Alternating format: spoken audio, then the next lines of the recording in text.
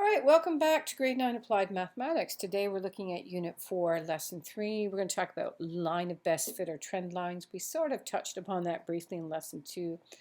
A quick recap of our ideas from Lesson 2. Do you still remember the difference between an independent and a dependent variable? The independent on the horizontal axis, the dependent on the vertical. The difference between continuous and discrete data. Continuous data being something that gets measured, discrete data being something that's counted. The difference between positive and negative correlation. Positive, the independent and dependent variable increase together. Negative correlation, as the independent variable increases, the dependent variable decreases. And then the difference between, we're going to learn today the difference between interpolation and extrapolation. So just one slide of definition-y type things for today. I'm going to grab my pen and color. All right, so the line of best fit is going to be the trend line that approximates the pattern. So we're going to try and create the best possible line through the data. The data is going to have strong correlation if the points are close to the line. And I'm also going to note that if the ellipse enclosing the data is narrow. So the narrower the ellipse is that encloses the data, the stronger the correlation will be. When you draw your line of best fit, try to make it pass through as many points as possible and equally distribute the remaining points above and below the line. It's important to note that in math, we don't hand draw. If we want the exact line of best fit, we don't hand draw it. We use the least squares regression method. You'll see that if you take grade 12 mathematics. We will then be using our line of best fit to make predictions. And interpolating, between, is making a prediction between two of the given data points. And extrapolation is making a prediction that is outside of the given points. So I'm just going to show you sort of a visual of the difference between extrapolation and interpolation.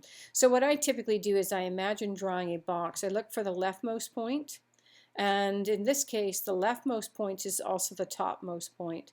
So it would define this line, and it would also be defining that line.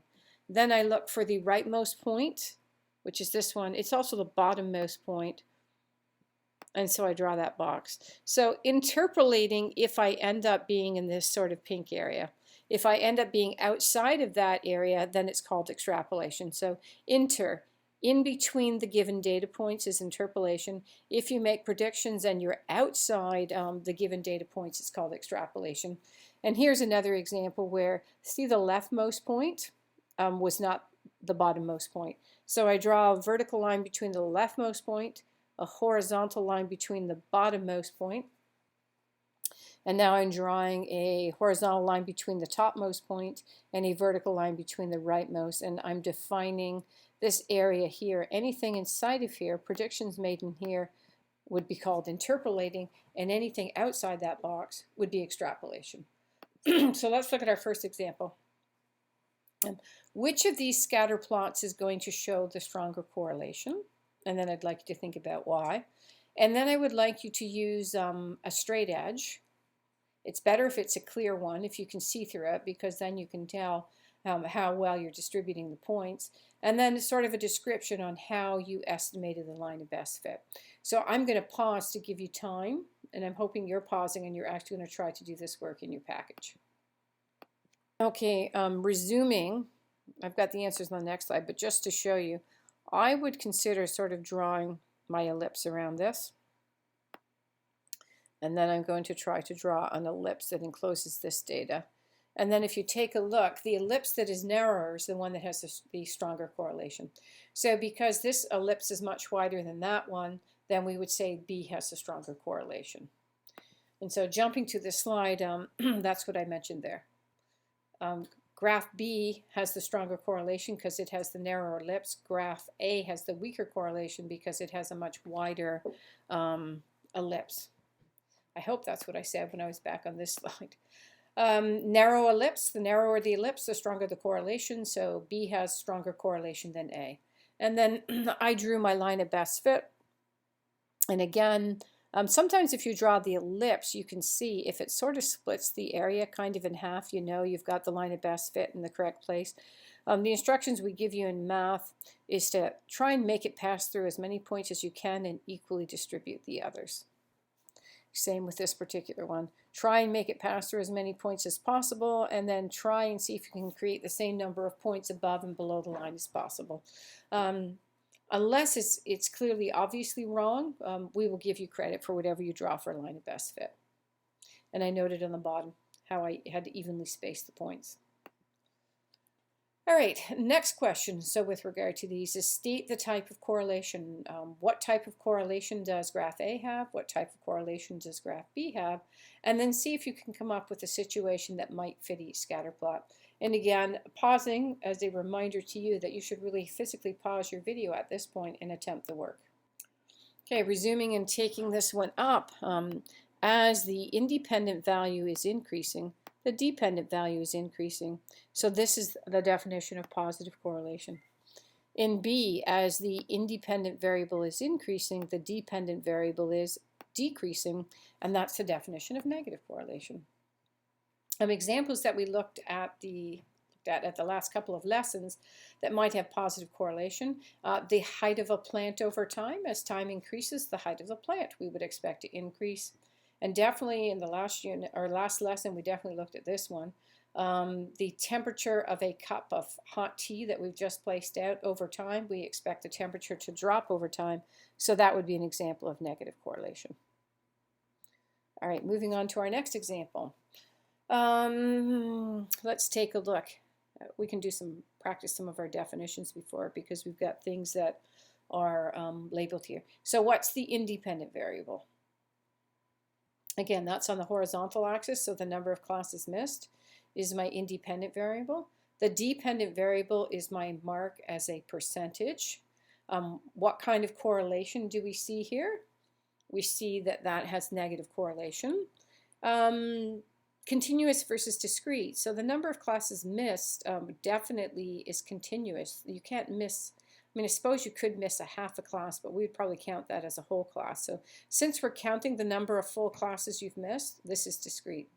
Yeah, your mark as a percent, typically since we round these, again, we would argue that this is discrete. We don't give you a half, a quarter, or a third of a percentage point. We round to the nearest percentage point. So I would argue that this is discrete as well. If we're looking for an outlier, so a trend line might look like that, then we could define that point to be an outlier. And this, of course, is negative correlation. So that's just kind of covering the concepts from the previous lesson. All right, so which line of best fit do you think is most suitable for this data? Again, I'm going to pause just as a reminder that you should take a few seconds to pause your video and think about it. All right, resuming, this definitely has negative correlation, right? So I'm looking for trend lines that have negative. This one is out because this trend line is positive correlation. This trend line is horizontal. That can't be right. Both B and C have trend lines that are negative. So they're both exhibiting negative correlation, but this trend line is too steep. It should be a bit shallower like this one. So this one isn't really representative of the data. And imagine if you were to draw an ellipse around that, that's not really going to be splitting along the axes. So this one is the correct one. All right, moving on to the next slide. Line of best fit, now I'm going to teach you about, I gave you the definition of interpolation and extrapolation. Now we're going to talk about, we have a scatter plot, you're going to be asked to make some predictions. So maybe what I'll do is I'll go through to the next slide and I'm going to show you what I did to make predictions for these. So the line of best fit is already drawn and I would like to figure out the temperature after these points in time. And then once I've explained how that works, then you can try it for those next four. So what you would be expected to do is you're going to be expected to draw a guideline, and these lines right here are my guidelines. You're going to be expected to draw those to justify your predictions. So the question was, first one, 1.5 minutes, what do I think the temperature would be? So I came over to 1.5 minutes, and you can see I've constructed that guideline right there. I came up to the curve, or the line of best fit, and then I come over to the vertical axis and I can see it was around 20. So I've drawn two guidelines. I've drawn the vertical one through 1.5 points, or 1.5 minutes. Where it intersected the curve, I then drew the horizontal line to see where it meets the vertical axis. And my estimate is going to be 20 degrees Celsius. I'm going to change the color of the pen. Let's do the blue one next.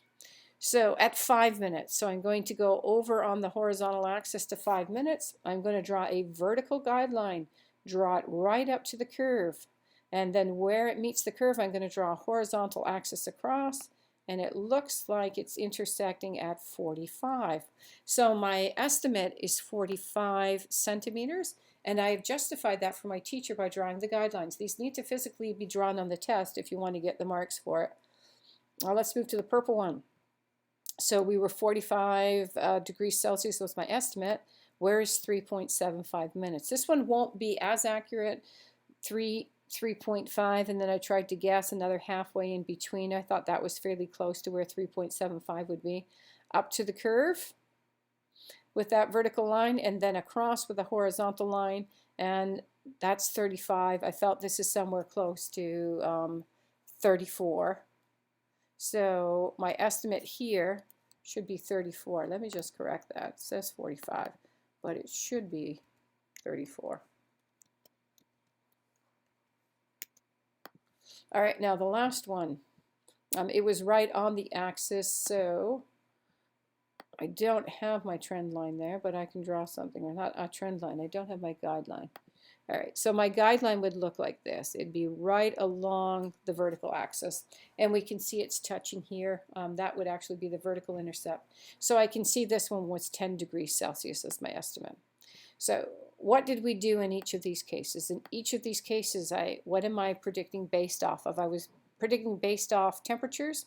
So the first thing I did, I went to each temperature, and I started by drawing a vertical guideline that goes through that temperature value.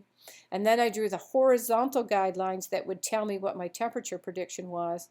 And perhaps I should have circled each of these so my teacher can see. I think that's 45, and I think this one is 34. And then I wrote them down. So I'm justifying by using the guidelines.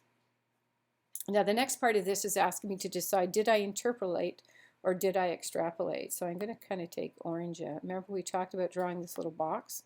That's the leftmost point. The topmost point is over here. It's also the rightmost point. And the leftmost point is also the bottommost point. So if I'm inside of this box, I will be interpolating. And now let's take a look. The purple lines and the red lines are inside the box. So I was interpolating for 1.5 and 3.75 minutes. The green and the blue are outside of my orange box that I was using to determine. Inter meaning between, so we're definitely not between these values. We are outside. So my predictions for 5 minutes and 0 minutes, because they were outside of the orange box, are examples of extrapolation. So now that you've seen how that works, I would like you to try that for these temperatures now. For each of these temperatures, see if you can draw the appropriate guidelines to make predictions for your times. Again, I'm going to pause because I'm reminding you to pause your video and actually attempt this in your own notes. All right, so taking this up. So you can see what I've done. I'm just going to pause momentarily. All right, I just had to sneeze for a second there. So let's start with 25. So I'm going to draw my guideline at 25 degrees Celsius. This is now horizontal guideline to the line of best fit. Then I draw a vertical guideline so that I can make my time prediction. And this line was 2.5, so I felt 2.2 would be a good estimate. So that's where that one came from. All right, let's take a look at the next one, which was 35 degrees Celsius. So I went up to 35 degrees Celsius. I draw my vertical guideline straight to where it intersects the curve. And then from there, I draw a vertical line straight down so I can make my time prediction. It was somewhere in the neighborhood of here. That was 3.5. It looks to be a little bit more than 3.5, so I called that 3.6 minutes.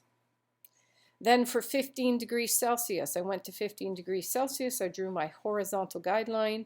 Where that meets my line of best fit, I then draw a vertical guideline so I can make a time prediction. That's somewhere between, I drew a little circle. I don't mean for that to be 0. It's between 0.5 and 1, and it looked like it was close to halfway. That's why I called that 0.75 minutes, halfway between my 0.5 marking and my 1. And then the last one was 50 degrees Celsius. 50 degrees Celsius is right up here. I draw my horizontal guideline, extending it all the way to the line of best fit, dropping a vertical guideline down so I can make my time estimate prediction, which would be this value right in here. And that's looking to be somewhere just under halfway between these two, 5.5 and 5.6, sorry, 5.5 and 6. I chose to call that 5.7. As long as your estimates are close, we won't take marks off for an estimate being something different from what we estimated, as long as we feel it's reasonable. And again, I'm going to draw my little box so I can decide. There's my leftmost point. That's also my bottommost point. Rightmost point is right there, also the topmost point. So if we are inside this orange box right here, we would be interpolating. So taking a look, we can see the red and the purple estimates both lie within that box area, and those were our 25 degrees Celsius and our 35 degrees Celsius. Those are interpolating. And we can see that the green and the blue are outside of that orange box, which is defining in between these 2 points. They're outside, so those are examples of extrapolating. So extrapolating at 15 and 50 degrees Celsius. I think we have one last example to look at. So anthropologists and forensic scientists sometimes use data to determine information about people. Sometimes a few bones are available. We do this all the time when we're looking at extinct populations. And we might use one bone length that we have to estimate other bone lengths. And that's how we are able to figure out how large a T-Rex might have been, even though we don't have the whole entire skeleton. So with that in mind now, we have the radius and we have the humerus, 2 bones in the body. What I would like you to do now is the radius is to be graphed here and the humerus is to be graphed there. So step 1 is for you to create a scatter plot of this. So I'm going to pause as a reminder that you should pause your recording and actually create the scatter plot. All right, continuing. So the radius ends up being a bone in your forearm, and the humerus is the long bone in your upper arm. When you draw your scatter plot, you'll get something that looks like this. So you can just check how accurate yours was. Moving on to our next questions. You're going to now highlight the statement that you think describes the direction of the plotted points.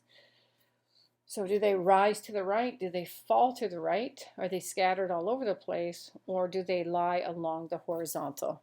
Again, just a couple of seconds for you to think about that.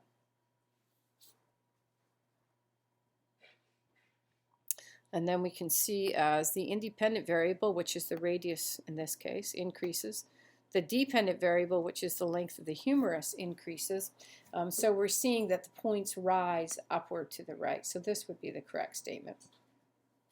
Independent variable, length of the humerus, or sorry, length of the radius is the independent variable. Length of the humerus is the dependent variable. And this would be an example of continuous data because both of these are data types that we would measure. And we can see the graph has a positive correlation. All right, now you're going to work on the next 2. Do both of them at the same time. So find the data for the radius that's 21.9 centimeters long, circle it, and then make your prediction for the humerus. And then put a box around the graph that represents the data that's the humerus is 27.1 centimeters long, and then use that to make a prediction for how long the radius is. Again, I'm going to pause as a reminder that I would like you to pause your recording and actually attempt the work. All right, continuing. All right, so continuing, that's where we left off. Continuing over here. This is the point right here. The radius is along here. There's 21, there's 22. 21.9 would be this point right here. I've circled it. I've then used my guidelines coming up through 21.9 with my vertical guideline. There's my horizontal guideline. That's going to help me make a prediction right here because that value is my prediction for the length of the humerus, and I felt that was close to 23.8 centimeters. Find the value where the humerus is 27.1 centimeters long. That's this axis here. Looked for a point that was just above 27. This one is right on 27, so I didn't choose that one. I chose this one at 27.1. drawing my horizontal guideline to show 27.1 centimeters for the length of the humerus, and then coming straight down off that point to see where that was. That's at 23.5, just so you can see how I took my estimates. That would be 23.5 centimeters. All right, next slide. As the length of the radius gets longer, what happens to the length of the humerus? And then you can think about whether it's reasonable to use the length of the radius to predict the length of the humerus, and vice versa. And then draw the line that you believe best represents the data. Actually, let's leave that one. Let's answer 5, 6, and 7. So I'm going to pause as a reminder that I want you to pause your recording now and actually attempt the work in your book. All right, resuming the recording. All right, we can see that as the radius gets longer, which is moving in this direction, the humerus gets longer. And that's the definition of positive correlation. Put positive in brackets there. Would it be reasonable to use the length of the radius to predict the length of the humerus? Well, we can definitely see it has positive correlation. And if I just kind of put an ellipse around this, we can see that the ellipse isn't super narrow, so we're not going to have very strong correlation, but there definitely is positive correlation. So we could use it to make a prediction, but there might be some inaccuracies because we don't have very strong correlation.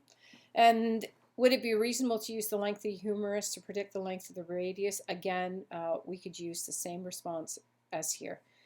Definitely, we can see the correlation is positive, but the correlation, because the ellipse is fairly wide, is not very strong.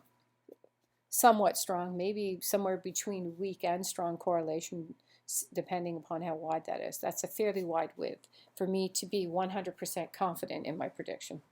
All right, the next thing you're going to do now is draw the line that you believe best represents the data. Again, I'm going to pause the recording as a reminder for you to physically pause the video at this point.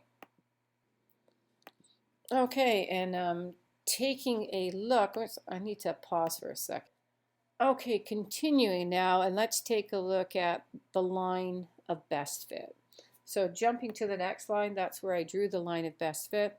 And again, you know, our parameters were try and make it pass through as many points as possible, and then try and split. So I've got it going through 2 points. There are 4 points above. There are 5 points below.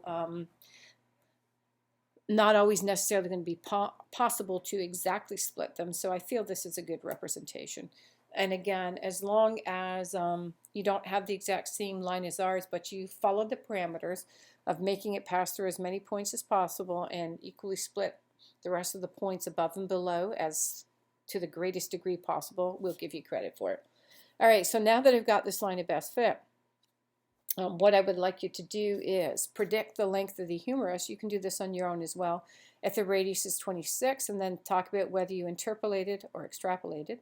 Predict the length of the radius if the humerus is 24.5. Did you interpolate or extrapolate? And should you use the line of best fit to predict the length of a radius for a humerus of 18 centimeters? Again, I'm going to pause right now as a reminder that I'd like you to pause, and please answer those questions in your notes.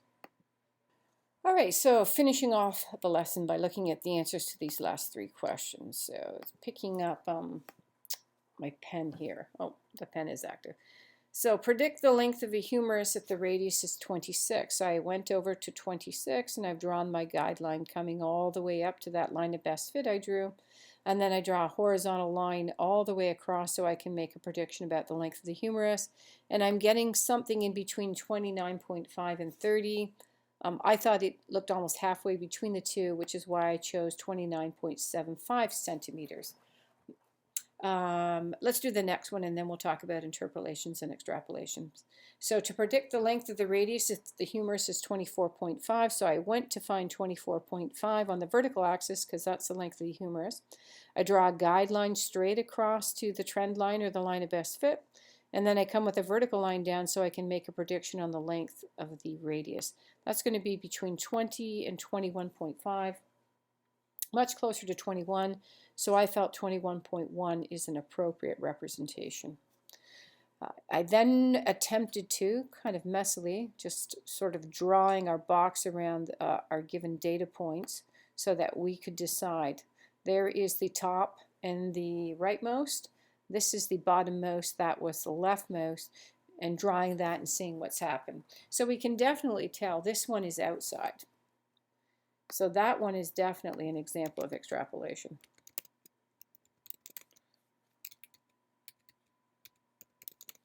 So we were extrapolating for this one. Inter, meaning in between these two. Now let's take a look at the next one. The radius value is definitely outside the box, but it turns out this one would be inside. I'm going to suggest, because the radius was outside or well past our rightmost point, that I'm going to call this extrapolating,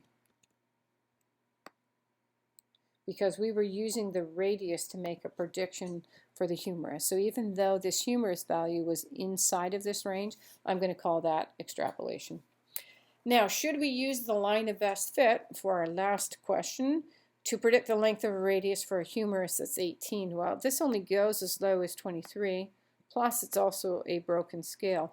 We'd have no way of making a prediction based on 18 because it isn't on the graph at all.